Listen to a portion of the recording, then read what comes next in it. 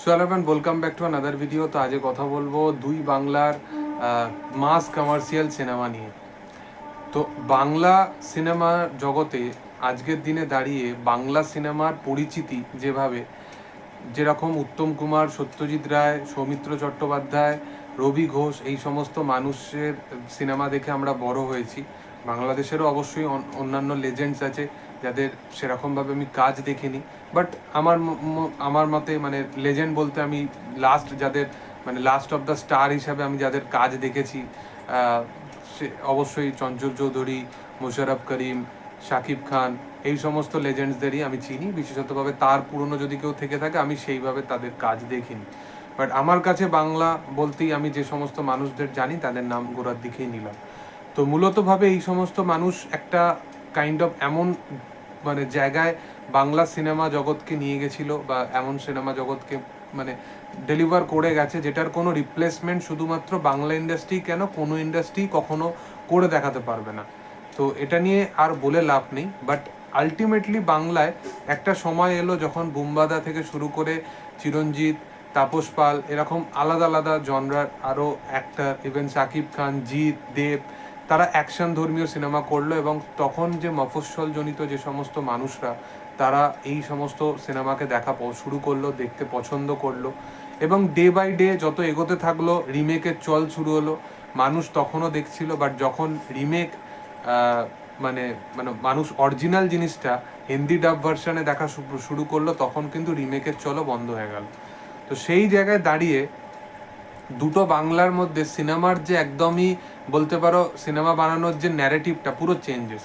আজকের দিনে দাঁড়িয়ে বাংলা ইন্ডাস্ট্রির বুকে মানে আমাদের পশ্চিমবঙ্গের বাংলা ইন্ডাস্ট্রির বুকে বাংলা সিনেমা জগতে যে সমস্ত অ্যাক্টররা কাজ করছে তাদেরকে মানে কিছু সিকিওরড এবং প্রাইম লেভেলের অভিনেতা বাদ দিয়ে প্রত্যেকজন অভিনেতাকে নিজের জায়গা, নিজের স্টেবিলিটি মেনটেন করার জন্য তাদেরকে যেরকম ইচ্ছা কাজ করতে হচ্ছে, তারা সেখানে চুজই হতে পারছে না।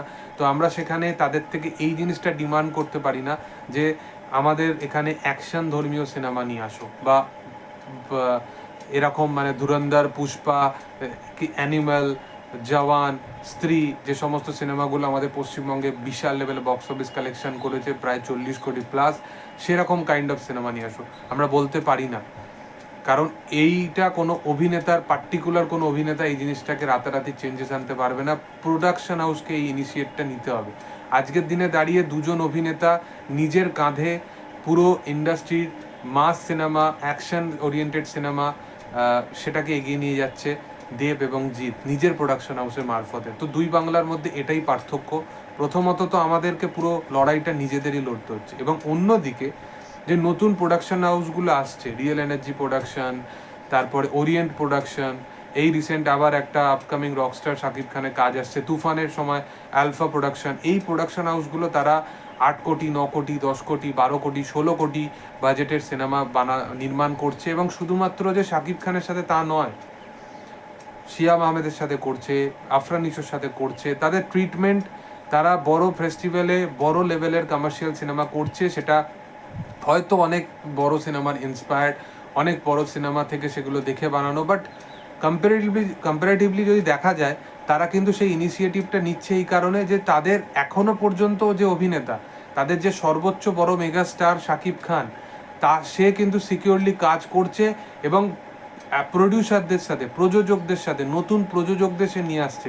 আর এখানে অ্যাক্টরকে নতুন মানে নিজেকেই পুরোপুরি ইটসেলফ অ্যাজ এ অভিনেতা এবং অ্যাজ এ প্রযোজক হিসাবে সিনেমা নির্মাণ করতে হচ্ছে, নিজেকে পুরোটা করতে হচ্ছে। তো দুটো জিনিসের যে পার্থক্য সেটা আকাশ পাতাল।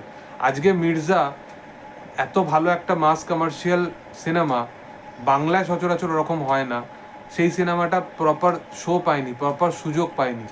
তো এই যে দুটো মানে টলিউড এবং ঢালিউডের মধ্যে এই যে দুটো এই কম্প্যারিজনটা মানে এখনো পর্যন্ত সেরকমভাবে জাস্টিফাই নয়।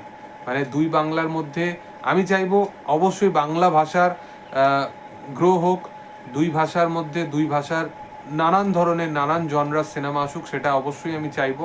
বাট কম্পারেটিভলি যদি দেখা যায় ঢালিউডের কিন্তু লাস্ট কিছু বছরের, বিশেষতভাবে শাকিব খানের লাস্ট কিছু বছরের যে ইনিশিয়েটিভটা সে নিয়েছে অ্যাজ অ্যান অ্যাক্টর হিসাবে, তাকে যেরকমভাবে স্পেস দিয়ে দেওয়া হয়েছে, মানে একজন অভিনেতা তার প্রধান কাজ হচ্ছে অভিনয় করা, এখানে সেই স্পেসটা তাকে দেওয়া হচ্ছে। বাট এখানে আমাদের এখানে একজন অ্যাক্টার, তাকে মানে গল্প নির্মাণ থেকে শুরু করে স্ক্রিপ্টিংয়ের কাজ থেকে শুরু করে প্রোডাকশন থেকে শুরু করে পুরো জিনিসটাই তাকে দেখতে হচ্ছে। আজকের দিনে দাঁড়িয়ে দেব সেই জায়গাটায় খুব বেশি সিকিওর হয়ে গেছে, কারণ তার আজকে এতগুলো সিনেমা এত সফল একজন প্রোডাকশন হাউসে বানিয়েছে, জিতের ক্ষেত্রেও তাই। বাট অঙ্কুশ যে মানুষটা আপকামিং দিনে একটা সুপারস্টার হতে চায়, সেই মানুষটার ক্ষেত্রেও কি সেই জিনিসটা জাস্টিফাই? তো আমার মনে হয় যে এই বিষয়গুলো নিয়ে ভাবনা চিন্তা করা উচিত, কথা বলা উচিত। তোমাদের কি বক্তব্য অবশ্যই সেটা কমেন্টে জানাতে পারো। ভিডিও ভালো লাগলে অবশ্যই তোমরা লাইক করো, শেয়ার করো, সাবস্ক্রাইব করো চ্যানেলটিকে এবং পাশে থাকা বেল আইকনটা অবশ্যই প্রেস করে দিও। Thank you all, by.